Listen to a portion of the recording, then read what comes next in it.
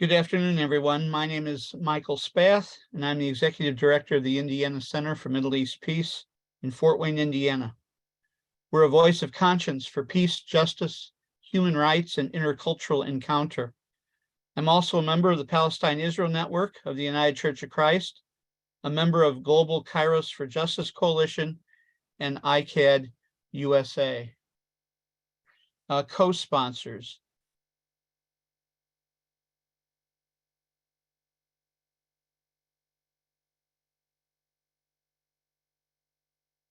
And I'll give you a second to take a look at them.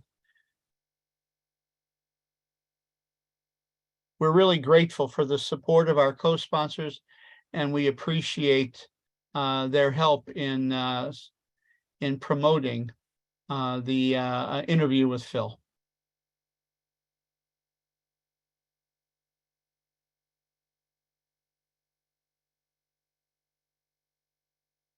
This is the last of our four-part commemoration of the Nakba at 75, the ongoing Palestinian catastrophe. Today, we welcome investigative journalist Phil Weiss. Phil is the co-founder and senior editor of the must-read daily online news source, Mondoweiss.net, a news and commentary website that's highly sympathetic to the Palestinian view and which fosters greater fairness for Palestinians in American foreign policy. Phil has written for New York Magazine, Harper's, Esquire, and many others. So Phil, welcome.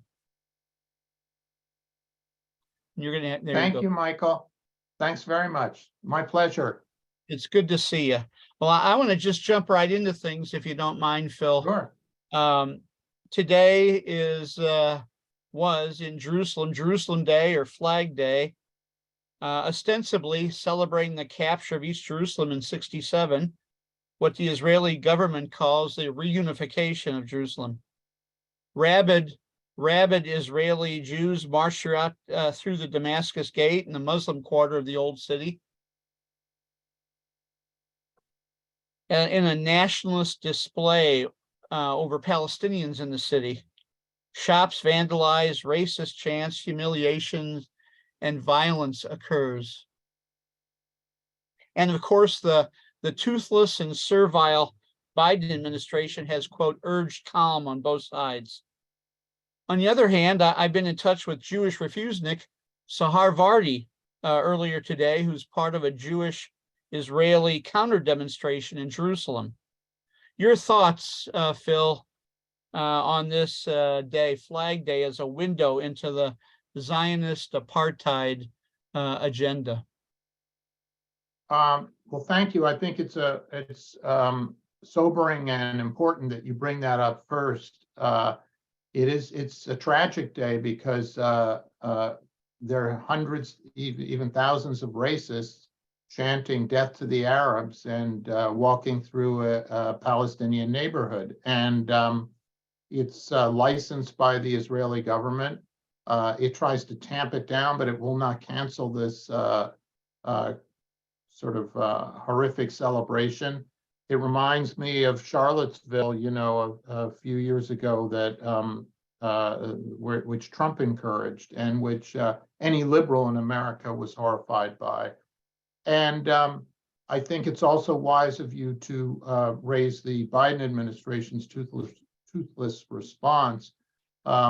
It's especially concerning when you consider that the Biden administration boycotted the Nakba commemoration at the United Nations the other day, and I think deplored the fact that the United Nations was holding a Nakba commemoration. The Nakba, of course, being the Palestinian catastrophe in which 750,000, I'm not sure the exact number, some say 800,000 Palestinians were expelled or fled from during Israel's creation, and most importantly, were not allowed to return to their homes.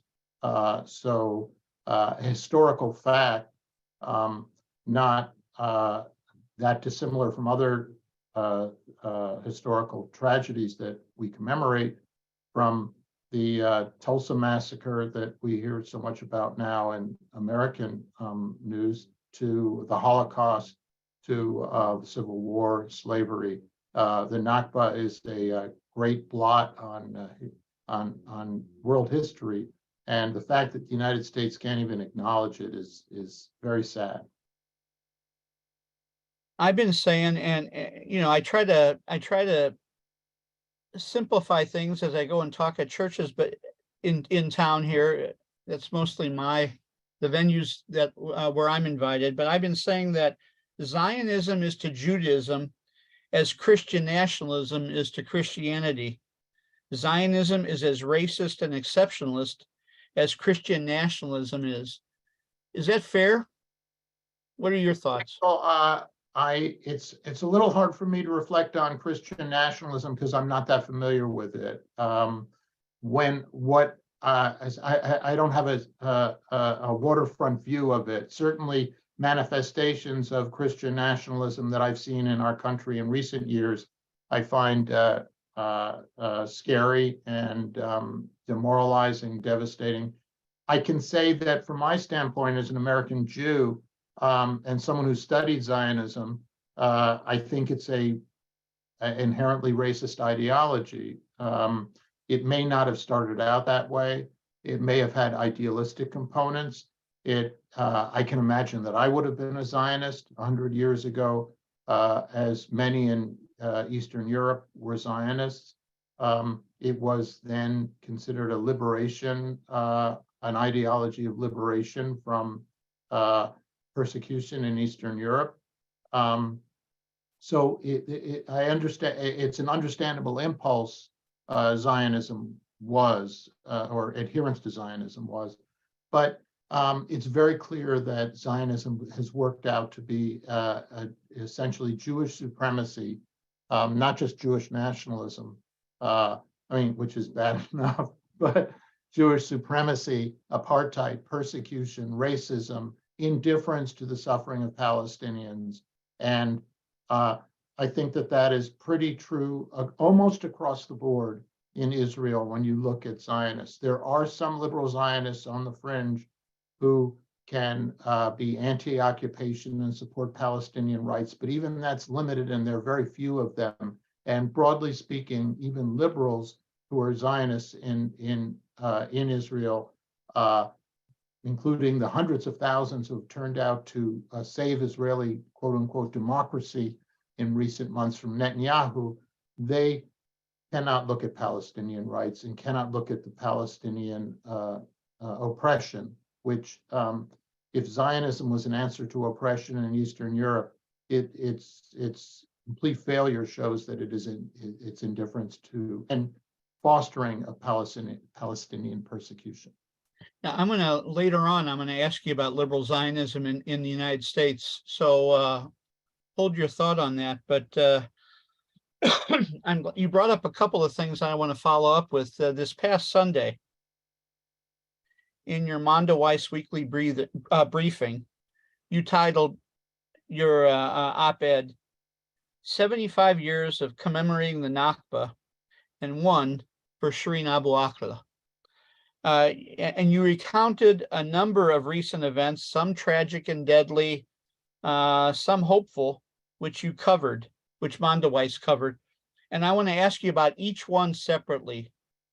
1 week ago, the 1-year anniversary of the targeted killing of Palestinian American Shireen Abu Akleh.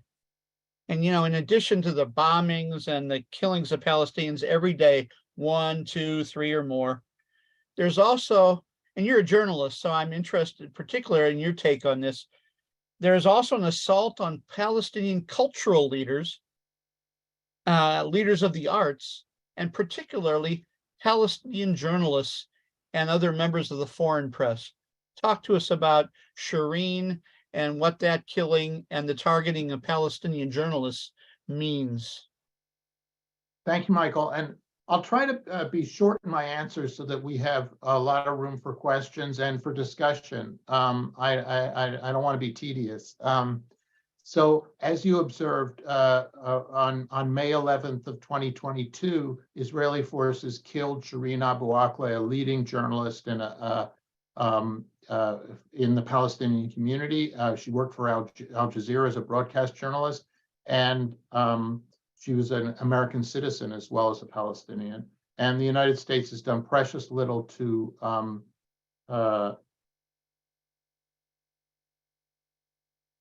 for any accountability in Shireen's targeted killing. I mean, someone was firing at her, a sniper from 600 feet or so in Jenin.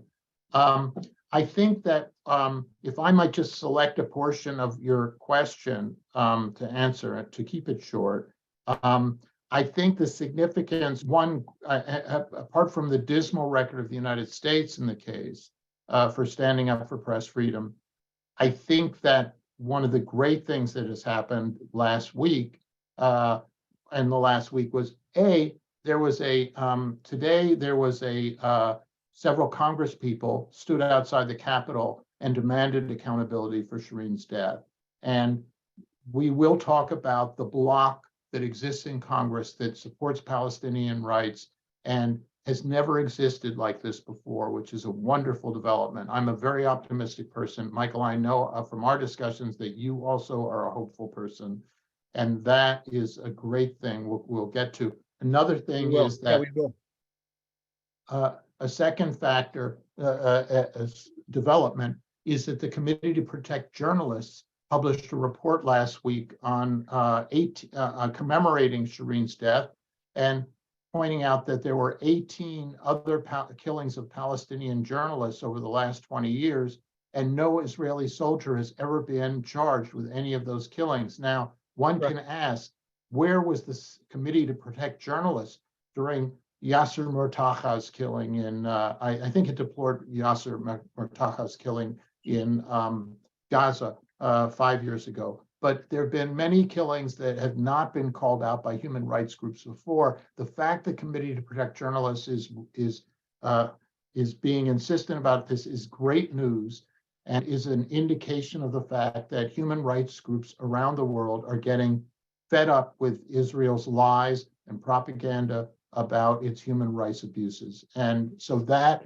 is, I mean, it's a horrible thing to have to say, but we can say that Shireen's death that some good will come of Shireen's death, and it has certainly electrified she has raised consciousness around the world.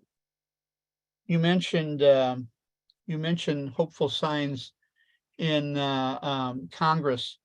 One of the things that you pointed out in this article on Sunday about the 75 years commemorating the Nakba was about Michigan Congressional Representative Rashida Tlaib, barred by House Speaker Kevin McCarthy for holding a Nakba commemoration, but then given space by Senator Bernie Sanders. Our friend Thomas Russell asks, so I want you to talk about that, but then also, Sure. How do we take back our political parties from the dominance of Zionism, Christian and Jewish versions? So if you can kind of blend those answers together, Sure. that would be helpful. So first, I'd just like to say that I don't consider myself an expert on Christian Zionism. I know that it's certainly something I track, and it's very important in the Republican Party. That I don't think that Christian Zionism is the reason that Donald Trump bent over backwards for Israel for 4 years and did everything Israel wanted him to do, Netanyahu wanted him to do. I think that has to do with the Jewish branch of the Israel lobby in the United States, and in that case, Sheldon Adelson.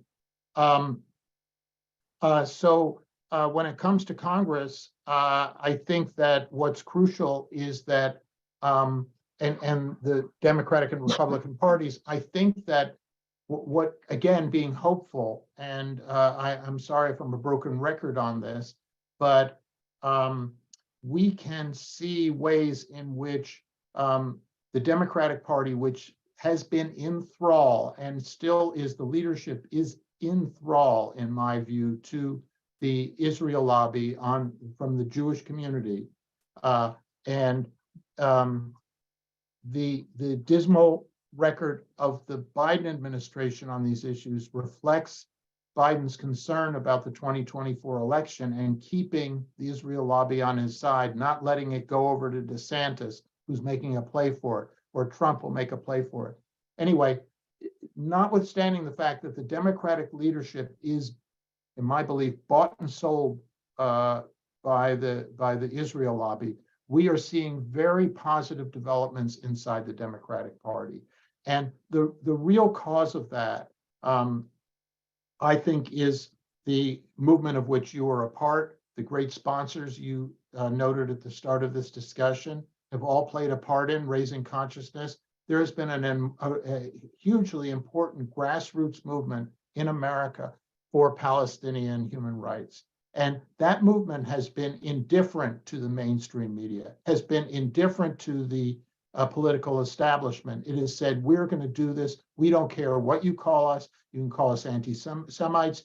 You can say that, penalize us for supporting BDS, but we are going to stand up for Palestinian rights. And it has had an enormous effect. And I think that just to focus on the positive, two factors here, and because I don't want to go on too long, but in that block of Congress people who now stand up for Palestinian rights, today outside the Capitol for Shireen Abu Akleh, you saw Betty McCollum and Rashida Tlaib, both enormously appealing politicians, charismatic politicians who are able to articulate the cause of Palestinian human rights in vivid and ways that appeal to I think, a mass audience. They're wonderful people, wonderful politicians. To bring stuff in. And we haven't seen that before. We haven't seen such voices in the Congress. We have seen them, but they've always been cut down by the Israel lobby in the past. And the Israel lobby has not been able to cut down Rashida, has not been able to cut down Betty McCollum, or for that matter, Ilhan Omar, also from Minnesota. But I think, so that's an important factor, that you'll excuse the expression, but the camel has got its nose under the tent, and we're inside now, and we are never going back. And this block will grow. It will grow slowly. It added Summer Lee from Pittsburgh last year, who even liberal Zionists endorsed Summer Lee, and Summer Lee waffled a little bit on BDS in Israel in the election, but has come out since then for accountability for Israeli human rights abuses. The second factor I want to raise, which I think will be a theme of this discussion, is the grassroots. I referenced all the great work your organization has done, other organizations have done, but they have changed attitudes. And we see inside the Democratic Party today, strong attitudes in favor of Palestinian rights. It's kind of shocking. It's a revolution inside the Democratic Party. And I say this just with joy, that when you think that in 2016, 53%, over half of the Democratic voters were sympathetic to Israel, only 23 sympathetic to Palestine. That's in 2016, 7 years ago. Double the number were sympathetic to Israel over Palestine. After many Israeli massacres in preceding years, and the siege of Gaza, and unbridled settlement growth, still 53 to 23. And Obama trying to raise consciousness, somewhat on Palestinian rights. 53 of Democrats supported were for Palestine, Israeli, sympathized with Israeli, 53%, 23% with Palestine. The numbers have flipped now. They have flipped. And I must insist that's kind of the most important news, that it's not news, it's been out for a few weeks, but this is really the most important development that politicians are all reckoning with too at some level. But now 49% of Democrats sympathize with Palestinians, 38% with Israelis. Now, it's not a complete flip, but now we are first time seeing a majority of plurality of Democratic voters who are more sympathetic to Palestinians in Israel. And the politicians are feeling this, the progressives are feeling it, and We even have, I think that 44% of Dems say that Israel is practicing segregation akin to apartheid. So these attitudes, which we have fostered, we can clap ourselves on the back. We can thank ourselves, congratulate ourselves, and thank our sister organizations for all the work we've done to change these attitudes by raising consciousness, by pointing at the facts. So sorry to go on so long, Michael, No, but no, powerful, Phil. Thank you.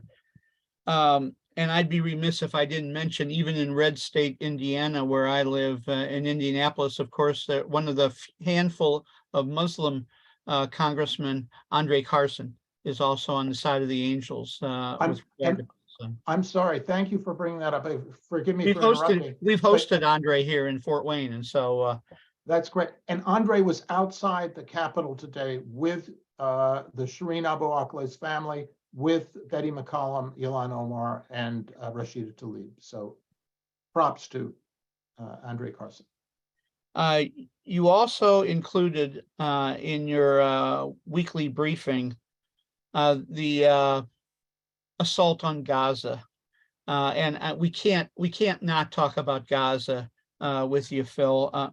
What is it about Israel's continued assaults on Gaza, right? Embargo, limited fishing, borders closed, limited calories allowed per inhabitant, bombings every number of months, targeted educational, energy and medical buildings, and more.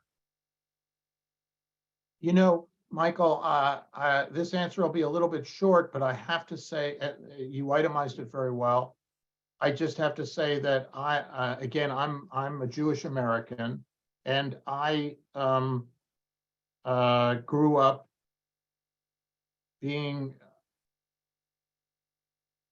learning the sorrowful history of Jews in Europe. That was my family culture, was to focus on what had happened to us in Europe. Our relatives, whom we didn't even know by name, who were killed in the Holocaust. And my mother made it a point when Roman Vishniak's book of photographs from the Warsaw Ghetto was published in the 60s, a big coffee table sized book of documenting the Warsaw Ghetto in ways that had not been done before. She bought 6 copies of that, one for each of her children. And my mother never bought new books, so it was very remarkable. I bring this all up to say, I've been to Gaza, and my only answer to you is that it reminds me of the Warsaw Ghetto. The degree of isolation, of dehumanization, of oppression, of persecution is reminiscent of that period of Polish history when the Nazis had occupied Poland. And I'm not saying that it ended in that Gaza ends in Treblinka and Auschwitz as the Warsaw Ghetto did when it was emptied. But before it was emptied, it was a site of terrible oppression and terrible persecution. And merely for raising an alarm when soldiers came near, you could be killed. That happens in Gaza and in the occupied West Bank. Merely for raising an alarm when Israeli occupying commandos are coming through, you can be killed. And that happened in the Warsaw Ghetto.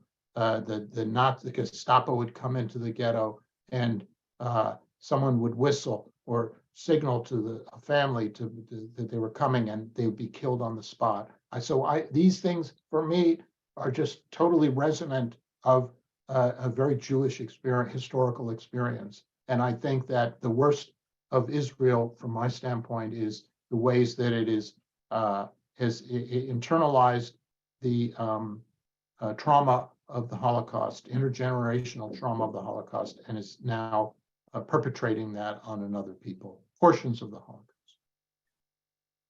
I have some other questions, but just the way you answered that question, Phil, the West Bank, it might be appropriate for you to say a little bit more about the West Bank, and particularly Gaza, as sort of a controlled environment for the testing of American-made, Israeli-bought weapons, battle-tested, field-tested, so then Israel can sell them to any number of countries abroad, right? So yeah, Gaza is this controlled environment for the testing of weapons. Michael, I'd like you to expand on that. I'm aware that's true. It's just not an area of my expertise, but I know Jeff Halper is focused on that. If you wanted to say more, I'd be very curious. Well, I know Jewish Voice for Peace, right, has a number of initiatives that focus on this, particularly with police forces and other security forces around the U.S. being trained, right? Yes. Deadly exchange, they call it. And so if people are interested in learning more about this, Jewish Voice for Peace, Deadly Exchange. And I know any number of you folks on the screen are experts, much more expert about this than I am. But I think it was worth pointing out at least. Yes, definitely. And I don't want to waste your time by offering my thoughts on that, where I'm just not as well informed. I'm aware of the Deadly Exchange project, which has been fantastic. Bill, you've shared this in many other venues, but for us here, you started sharing a little bit about your own personal story. Can you tell us a little bit more about just your evolution? What led you to this place where you're an activist working for full Palestinian civil, political, and human rights? A little bit of your biography, that led you here. Sure. I love to talk about myself. Who doesn't? But so I'll try to keep it short. But I should say that, excuse me, I come from a from an academic Jewish family that's not very religious, but culturally is very Jewish. So when I was growing up, my mother, as I said, had 6 kids. She even said once, I had one for each million that was lost in Europe. So she was a little bit, she could be a little bit nutty about the Holocaust, my mother. Or she was traumatized by the Holocaust, even though she had grown up in the United States. And and was born here too, as daughter of immigrants. I think that what's important in my case is that I had very little knowledge of Zionism, given my sort of academic family. And when I was bar mitzvahed in 1968 in Baltimore, they gave me Zionist literature at my bar mitzvah, the synagogue did. But I didn't really mean that much to me. And similarly, when the 67 war happened, in which Israel wiped out these air forces on the first day, and it was a war of aggression by Israel. But Israel, it was celebrated by American Jews. I remember my best friend running up to me in elementary school and saying, "Did you hear we wiped out the Air Force?" And it kind of washed over me. I didn't understand then, as Lyndon Johnson, by the way, also did not understand. I did not understand how I could be so against the Vietnam War in my Jewish community and my liberal community, and for this other war. And Lyndon Johnson made that observation when he said, they want me to send the 6th Fleet to the Mediterranean for Israel. They won't buy a screwdriver for me in Vietnam. So, meaning the Jewish community. When I got to college, it's interesting. I remember someone saying that Israel was expansionist. And so as a young man, I was 19 then, I heard that Israel was expansionist and the settlements were already beginning. And this was the 70s. And I remember saying something to a neoconservative friend about this. And he said, "You should not get engaged in this issue." We were, 19 and 20 years old. He said, "You should not be engaged until you know what the Balfour Declaration is, what Transjordan is, all this other kind of," he gave me a literacy test when I was 19, saying, "You're Jewish, don't get involved." He was the son of Holocaust survivors.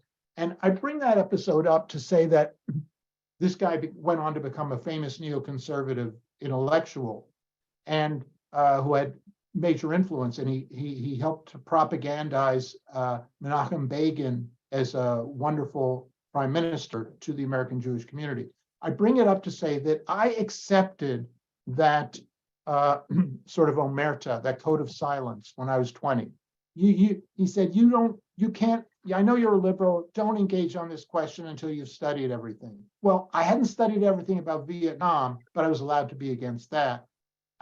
and I hadn't studied everything about Israel, but I couldn't get engaged in that. And what my shame is that it wasn't until I was 50 years old that I finally went to Israel, that after it was the Iraq War that kind of pulled the control rods out of my nuclear core on this. The Iraq War happened, and my brother said to me, hey, what do you think of this war? And I said, it's terrible. What do you think? What do you mean? What do I think? It's terrible. I've been in the streets demonstrating against it. And he said, well, we both demonstrated against the Vietnam War, but my Jewish newspaper says this war could be good for Israel. And this was 2002 or 3. I was shocked. That's kind of the most important moment in the history of in my personal autobiography on writing about this question. In 2003, I realized that the Jewish community was supporting the Iraq War in large measure. It was because of of Zionism. And I thought that I could no longer ignore this question, and I threw myself into it. And I went to Israel. I began to examine the role of Zionism and militarism and the effect on American policy, because I think the tail did wag the dog in the Iraq War. And I first went to Israel when I was 50 years old in 2006. And that summer, just to conclude, I don't want to go on much longer. I was in the West Bank, and a Palestinian said to me, South African I met there at a Palestinian's house said, this is worse than what we had under apartheid. And I came back to the newspaper I was working for, which was owned then by Jared Kushner, Donald Trump's son-in-law. And I said, hey, I'm writing this, it's worse than apartheid. And within a year, I'd been fired by that newspaper where I'd worked for several years at Dear Friends. So I was, but then my blog had begun by then, that turned into Mondoweiss. So it was a slow process. I'm sorry to go on so long, but you made the mistake of asking me about myself. So thanks, Michael. We appreciate, I think we all appreciate just your evolution. I mean, many of us have had to make, of course, this kind of evolution in our own context. And so it's helpful. Yeah, I don't mean, let me just say, let me echo you there. Everyone I've met in this community, in this activist community, today is different, but everyone I've met has had an ordeal, and everyone has had a personal struggle of coming out on this question. Everyone has had some experience of walking a few steps in Palestinian shoes. And once you have walked a few steps in Palestinian shoes, then you have a responsibility to bear witness. I think countless people who are on this call or will hear that will resonate. We are all bearing witness to a remarkable human historical experience. We're still in the shadows of the 75th anniversary of the Nakba. I want to focus on the press. You're a journalist, a member of the press. On Monday, you focused in your article on praising at least parts of NPR and MSNBC's and Vox's coverage. You called it a high watermark. Now, there's still a lot to criticize, right, about the media's coverage of Palestine, more than enough to criticize. But there are signs of light and hope. At MSNBC, there's Mehdi Hassan, Ali Velshi, and then you referenced Ayman Mohyeldin, who interviewed Representative Rashida Tlaib over the weekend. So you want to say a word about Israel and media coverage, and if it's changing, how it's changing? Yeah, thank you, Michael. I think that there's certain revolutionaries who are guilty of predicting 9. There's an old joke about this. They predicted 10 of the last 1 revolutions. So they're the kind of person like me who runs down the street saying, "Oh, it's changed. We've changed everything." And I felt that way. I remember when Walton Mearsheimer's paper on the Israel lobby came out in 2006. I just started writing. I have to tell this story, sorry. And I read that paper, which was staggering to so many of us. And I said, it's high noon for the Israel lobby.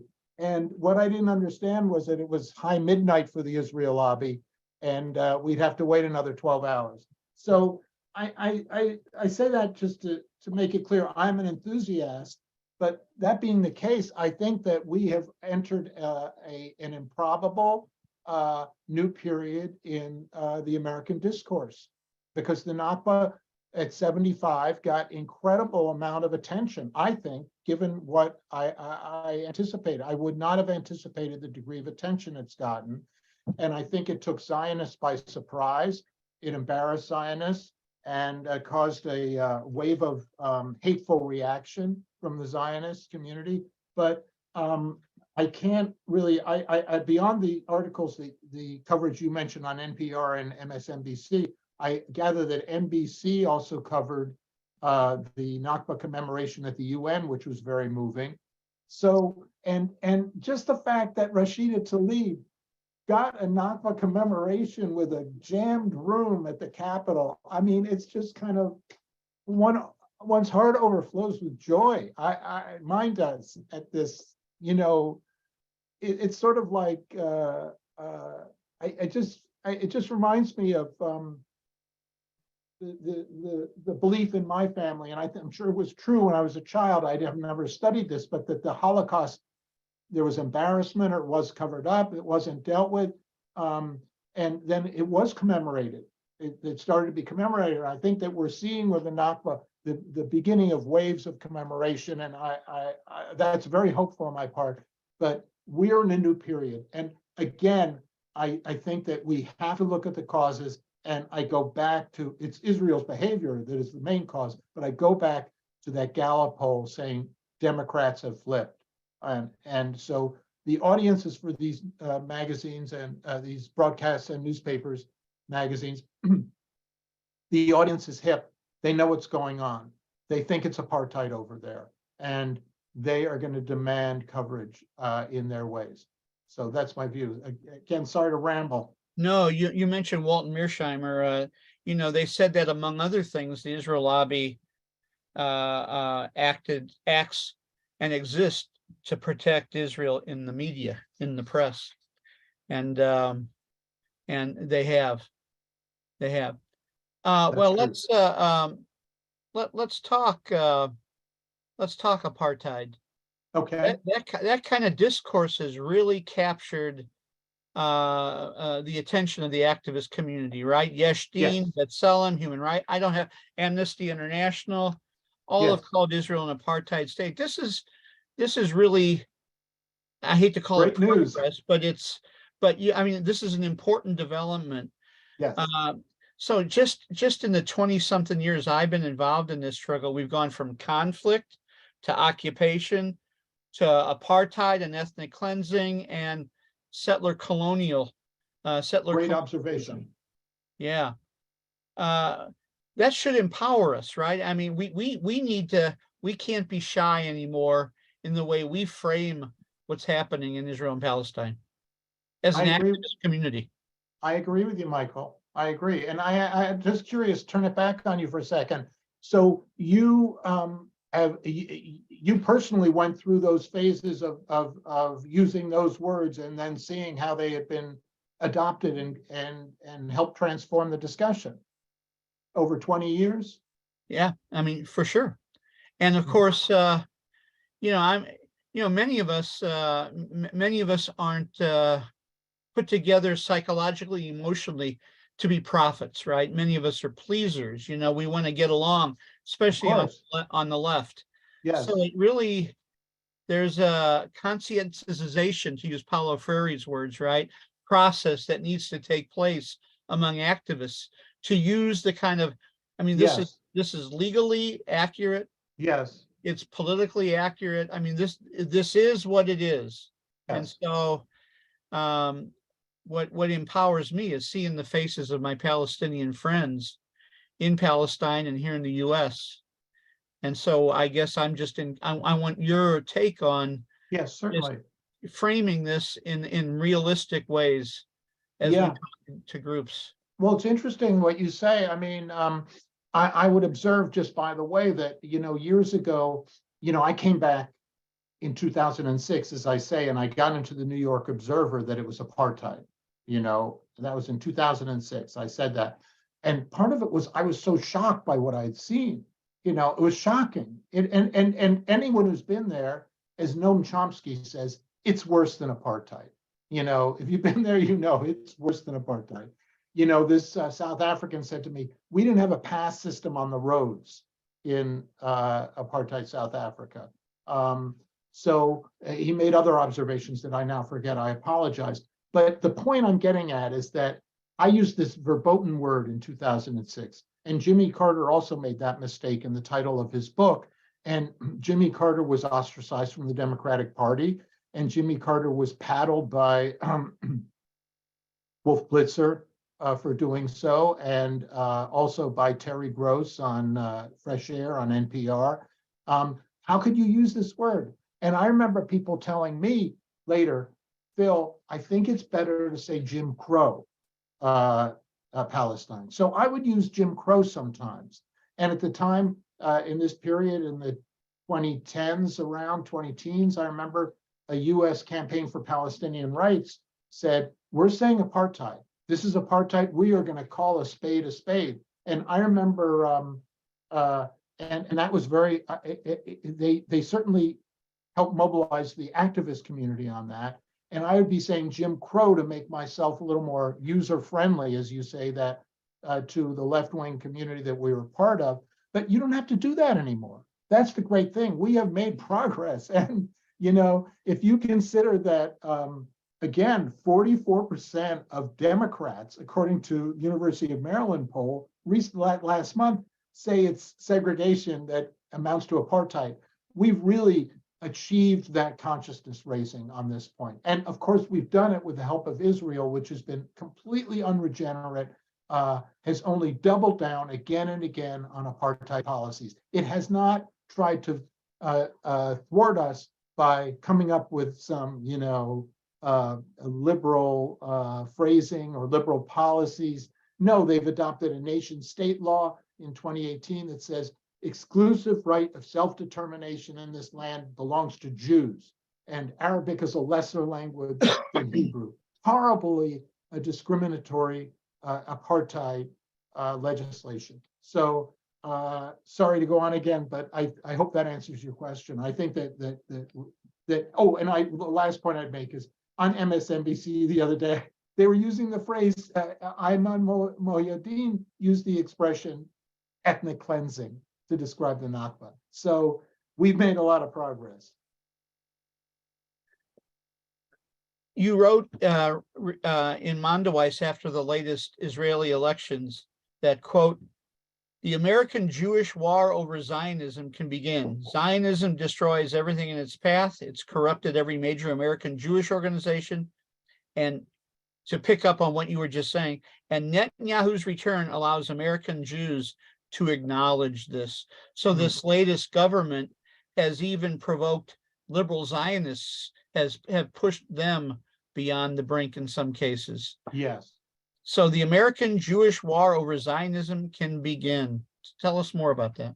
Well, a lot of my work is parochial, Michael, and forgive me for that, but that, I come out of this minority community, the Jewish community, and I have a love-hate relationship with my community as, I adore it in so many ways for the values that it gave me, and yet it's a largely Zionist community. And as my brother's comment about his Jewish newspaper reflects. And so that's my area of study, principally, is my community. And what I would say is that the hopeful, that 95% of the American Jewish community, and certainly probably 100% of the organized establishment Jewish community was pro-Zionist since 1967. That war that so excited my best friend in elementary school that he came running up to me, totally excited the American Jewish community, got them on Israel's side, and that has been the case for now 50 years, more than 50 years. And uh, we're ending that. Activists are ending that. The anti-Zionist community inside the Jewish community is ending that. And Israel is ending that. Israel's unregenerate, right-wing, fascistic, extremist, hateful, ethnic cleansing, apartheid policies against Palestinians is ending that because it's just too well known. And but to get to your point, we are beginning to see, and I'm sure it's a hemorrhage. Again, I'm this enthusiast, but I think we're seeing a hemorrhaging of young Jews from the Jewish community over Zionism. And so you have formerly and so we see some liberal Zionists who are speaking out. Peter Beinart has called for one state with equal rights. He's a former liberal Zionist. He used to give talks at AIPAC, the leading Israel lobby group, to raise money for the Israel lobby. Eric Alterman, long a liberal Zionist, has come out with a book saying that Zionism has corrupted American Jewish values, and we've got to divorce ourselves from this support for Israel because it's just destroying all liberalism in the American Jewish. So we're seeing a process now, and those guys are both in their 50s or 60s. And if you meet young Jews, they are just appalled. I mean, the smart ones are just appalled by Israel's behavior.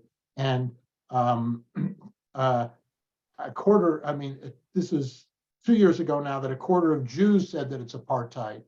I think that number must be a lot higher among young Jews. So I hope that answers your question. Yeah, this flip that you keep talking about among Democrats, but also in the Jewish community, it's really happening with millennials and Gen Zers. I mean, you said it before, they get it. They get it. Yes. Yeah. And I'd say that, I mean, my emphasis on the Jewish community is not just because I'm from that community, but I think that the Jewish community is the most powerful political constituency on this question, and has determined American foreign policy. Ben Rhodes, the top foreign policy aide to Barack Obama, wrote a book and gave interviews in which he said that 10 to 20 representatives of American Jewish organizations were in and out of his office over, I guess, 8 years or so, more than anybody else who had an interest in any foreign policy, or as much as anybody else on all other foreign policy. So you had these Jewish organizations who had carte blanche at the White House, and they had it because of the political contributions of the American Jewish community to the Democratic Party. And so when Obama made the terrible mistake of saying, well, we have to have a two-state solution based on the 67 lines, he said it in front of, and then Netanyahu lectured him over it. We can never return to the 67 lines or anything near it. Ben Rhodes, rather than Obama being able to face down Netanyahu, Ben Rhodes had to call Jewish donors, because was given a list of Jewish donors. It was 2011 or so. And he said, here are the list of donors you have to call to make it clear that Obama is not selling out Israel. And so that was in advance of Obama's reelection effort. And right there, the politics are naked. And those politics have been determinative, I believe, of American foreign policy, certainly on the Democratic side, and I think also on the Republican side for the last 50 years, if not to 48, when Truman recognized Israel. But I think so that's why I focus on that community. And I think that my community is losing power finally, and I'm grateful for that.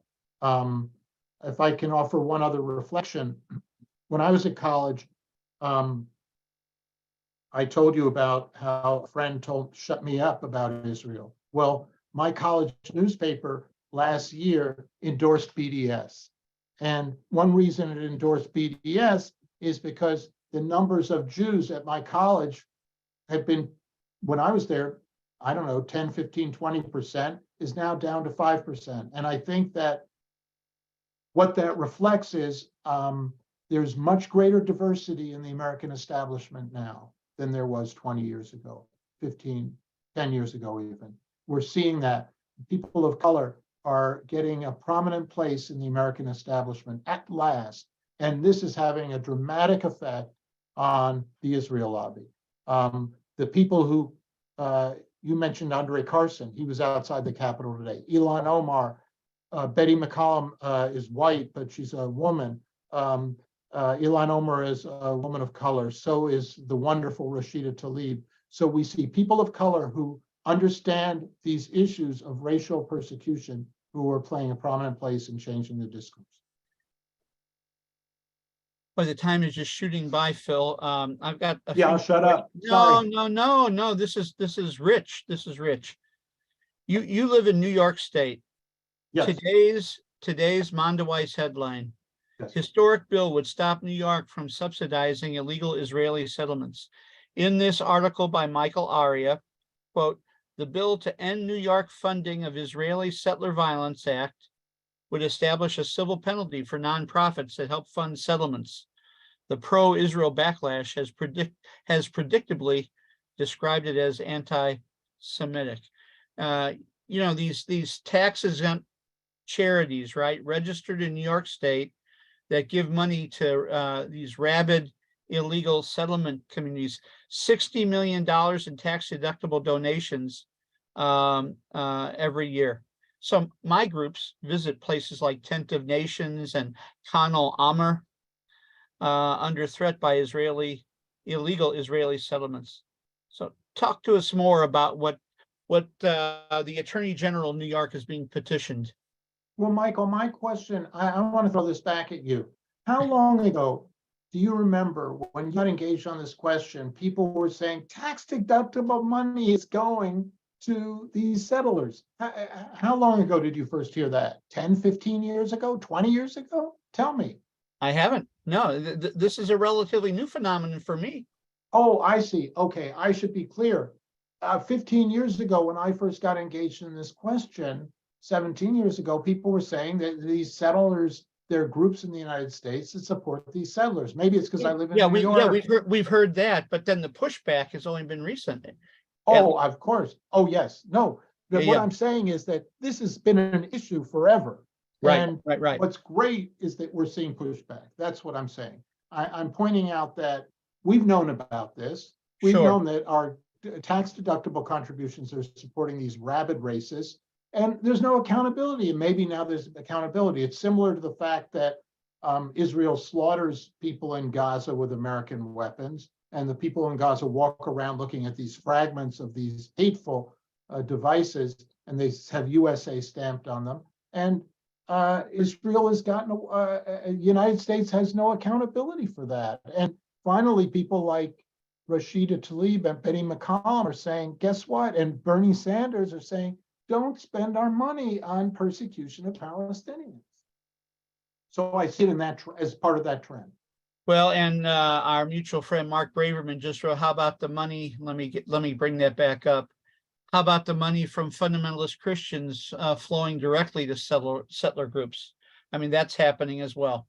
I'd like to hear Mark on that point. I think that he's done a lot of work on that, and it's not my area of study, but I'd like to hear Mark talk about that. Mark, you want to just give us a minute or so on that? I just asked you to. I'll just, what I'll do is I'll put in the chat a recent movie that's come out actually by a young Israeli movie maker about that. It's pretty shocking and it's very, very hard hitting.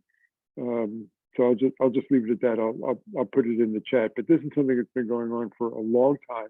Absolutely. And actually, probably the amount of money coming from that source flowing directly to settler groups, and probably high levels in the Israeli government are in cahoots as well, probably makes the pittance of $60 million flowing in from New York State and from other private nonprofits makes it look like a pittance. The Christian money is huge. Thanks for that, Mark. We'll look for that in the chat. Appreciate that. Thank you, Mark. Yeah. So Phil, let me, there's many conversations around the world and in this country, in universities, state houses, the federal government, UN, and other venues about the IHRA definition of anti-Semitism, the International Holocaust Remembrance Alliance. It's important, right? I mean, it's important for us to say that anti-Semitism is very real and dangerous, and we, of course, condemn it. I mean, full stop. But talk to us about why this IHRA definition is not the answer. In fact, it itself minimizes the impact that we can have to battle real anti-Semitism. Talk to us about the IHRA definition. Sure. The IHRA definition is, in my view, kind of a hateful definition because it includes, while it includes forms of anti-Semitism that we would all recognize, hatred of Jews and threats to Jews, it also includes demonizing Israel or trying to delegitimize Israel as the Jewish state, or the homeland of the Jewish people. And so it includes anti-Zionism as it equates anti-Zionism with anti-Semitism. Now, the good news is that the Biden administration has not yet adopted this formally, completely, IHRA definition. It's under pressure to do so. And I actually anticipate that Biden will do so before the 2024 election in order to raise money. But even some liberal Zionists have come out against this IHRA definition. And it's just a very bad definition of anti-Semitism. If you think that, I spend my days trying to, I see my job as trying to delegitimize Zionism. I think that Zionism is bad for people. It's bad for Jews, and it's much worse for Palestinians.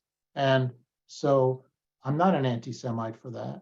And I should say, just one other reflection on how time changes. I remember when I started work on this, I was walking down the street late at night with a Palestinian who was a grad student, and he said, "My goal in life is to end Zionism." It was the middle of the night on Broadway and near Columbia.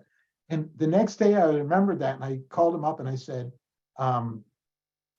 "Hey, man, do you mind if I quote you? I thought it was so amazing to watch you run out onto Broadway saying that." And he said, "Are you kidding? I'm a grad student. You're going to kill my career. You can't do that." So I said, "Sorry, man." So now I say that openly. My goal in life is to end Zionism, and many people feel the same way. But according to the IHRA, we're anti-Semites. I can't resist an anecdote. Sorry, Michael. Please. Oh, yeah, you just gave it. Yeah. You wrote last September in Mondoweiss that the Roger Waters inspired tour is a cultural high point for Palestine.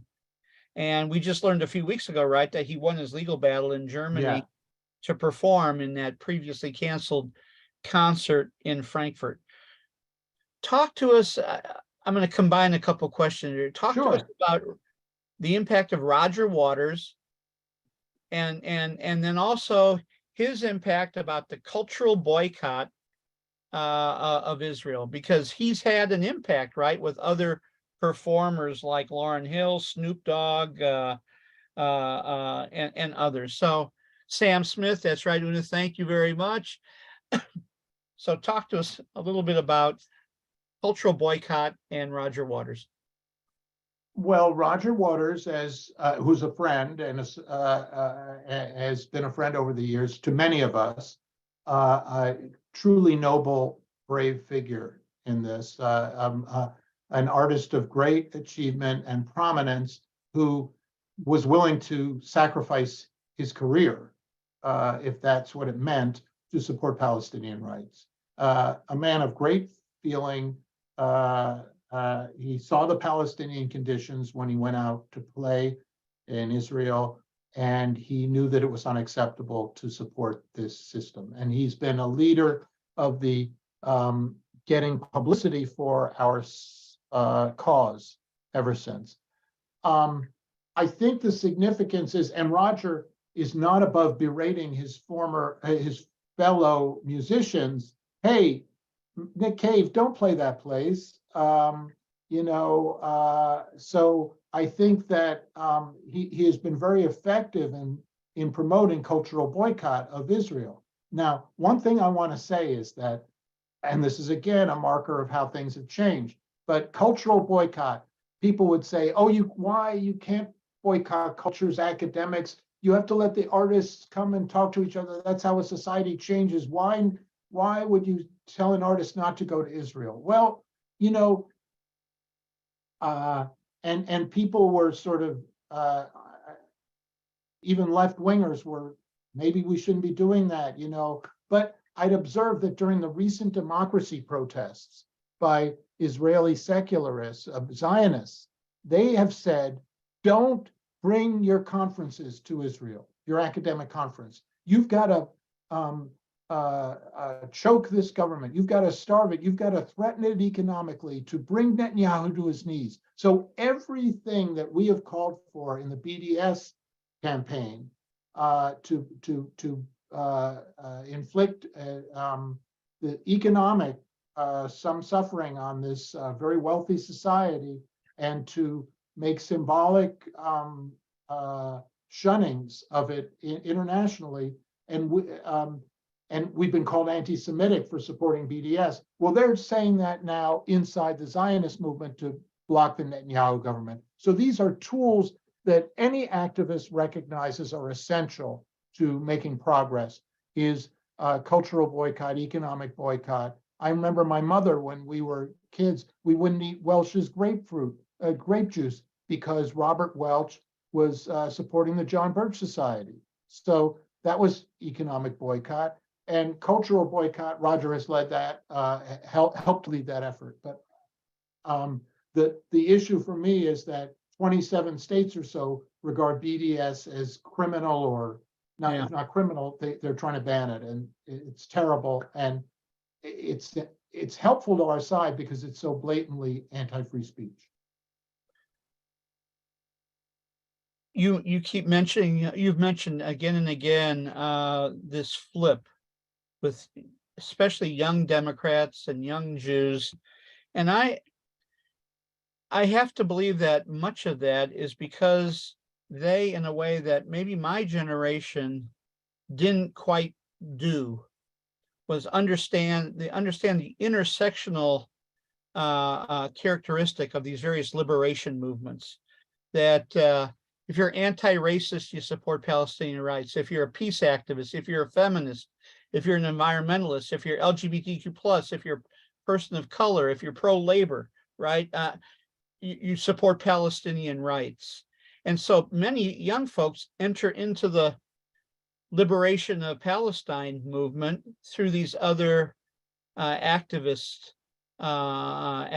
movements. And so I'm just wondering if that's your feeling too, and if that's what you recognize. I think what you're saying is very true. And I imagine I wouldn't offer myself as an expert on this because it was something that I was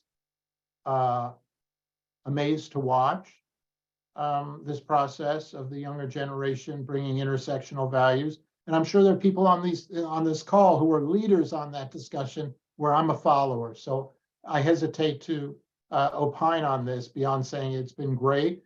And it's what I was saying about the squad in Congress. They're largely women of color. But if there's anyone on the call that you think might want to speak to this question, I'd love to hear from them. Well, perhaps they'll offer something in the chat right now, because we're just about We're just about ready to wrap up, actually. Great. Okay. You're a commentator and an analyst of the situation in the US. And another reason why maybe there's this flip that's happening with Gen Zers and millennials and others, both the United States and Israel, I mean, let's just say it, both the US and Israel are settler colonial regime projects. They use the language of democracy as a propaganda tool, and they use human rights and justice talk to mask oppressive and violent apartheid and racist projects. So that, I think that too is being recognized, that they get it, right? They get that we're living in a country itself that is a settler colonial project. That discourse has certainly advanced the Palestinian struggle. In as much as people have that awareness, it has helped the Palestinian cause in the United States. I agree with you. You, just to connect that question and what you were talking about before, in a webinar with Ali Abuniba and Neda Elia, you said that Zionism is having a discursive collapse. And I think that connects with what we've been talking about here. What did you mean by that? I think that that's a fancy way of saying, and I can't imagine. I'm amazed. I'm sorry I used that kind of fancy double-barreled words. It's a dirty word. I think Zionism is a dirty word, and apart from my belief, I think that is beginning to catch on, and people are aware of that. And I think there is going to be. I mean, again, I'm the most hopeful person in the world, but I think among Jews who are the chief advocates and adherents of Zionism, they're going to be rushing for the exits and on Zionism, because Zionism has been ruined by Israel. If there was ever a saving grace to Zionism as a liberation movement, it's been completely, its image has been completely destroyed by Israel. And liberal Zionist organizations in the United States are already experiencing this flood to the exits. Eric Alterman is saying basically, why would you ever want to be a Zionist if you're a young Jew? And the question then arises, well, Joe Biden's a Zionist. He says he's a Zionist. He's an old American white guy, but how many, that discursive collapse, how many Americans, when are Americans going to also be saying, this Zionism thing, I don't want any part of it? You know, this reinforces for me what you just said about Zionism becoming a dirty word. It reinforces for me the parallel nature of Zionism with American exceptionalism.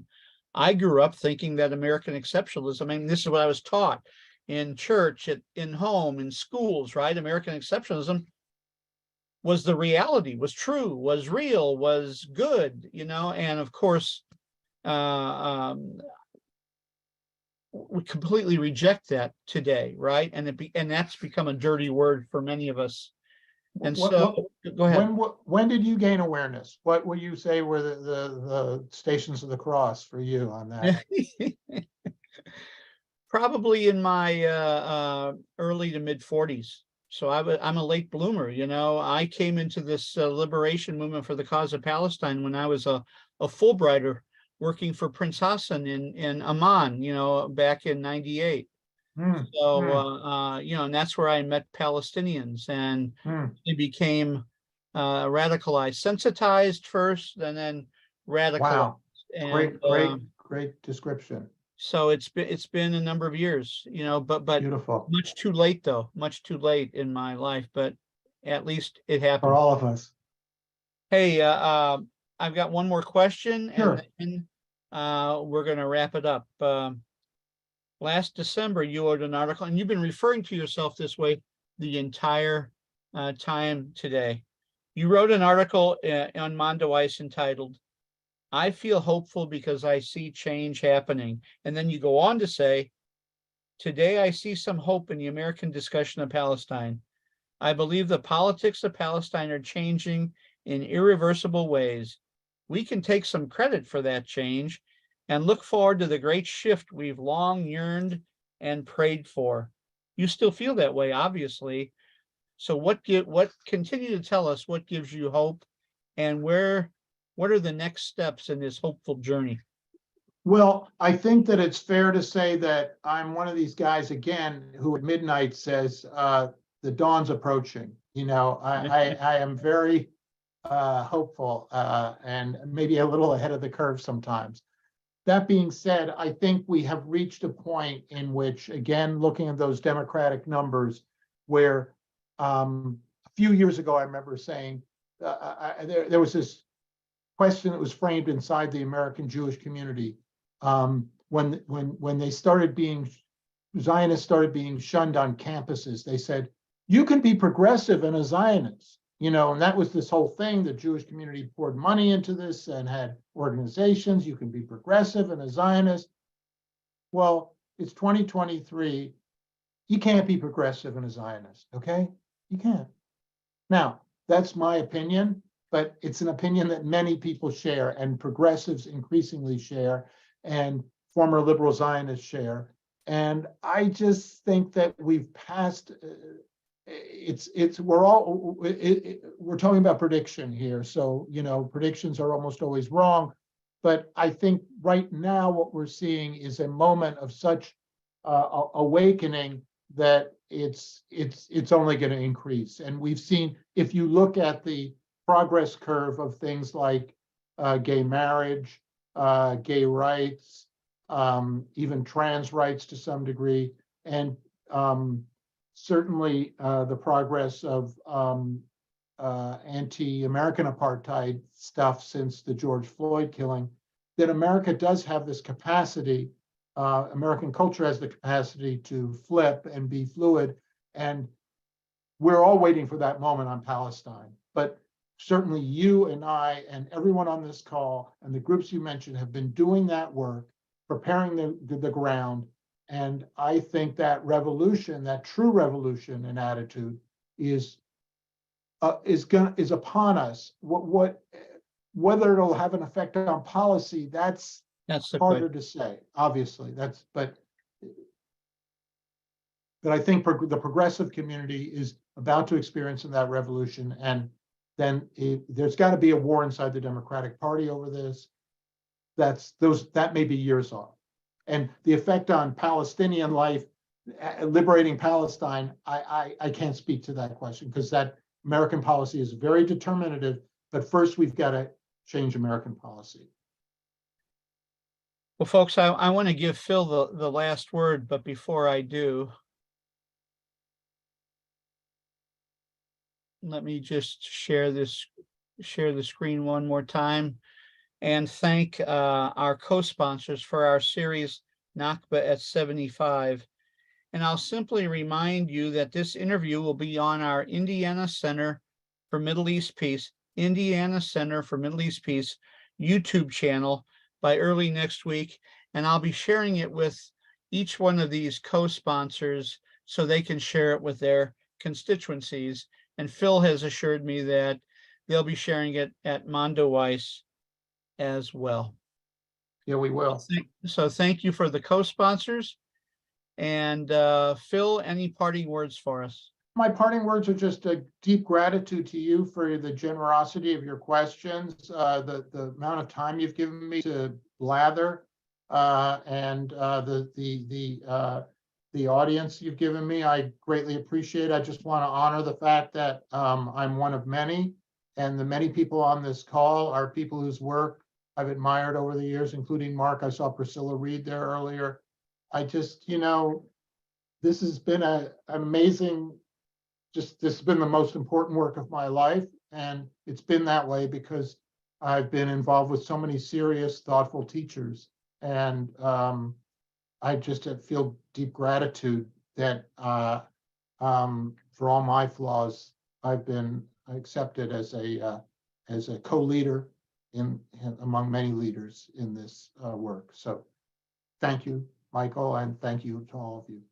Well, you're right, Phil, that you look around the screen at the people who are here, and many of them are people who've been mentors for me and models for courage. And so we're grateful, of course, to you, Phil, and to Mondoweiss and your whole team, right? Your whole team for many years. But we're also grateful for the assembled gathering here, because you and I and all of us are one of many working together in this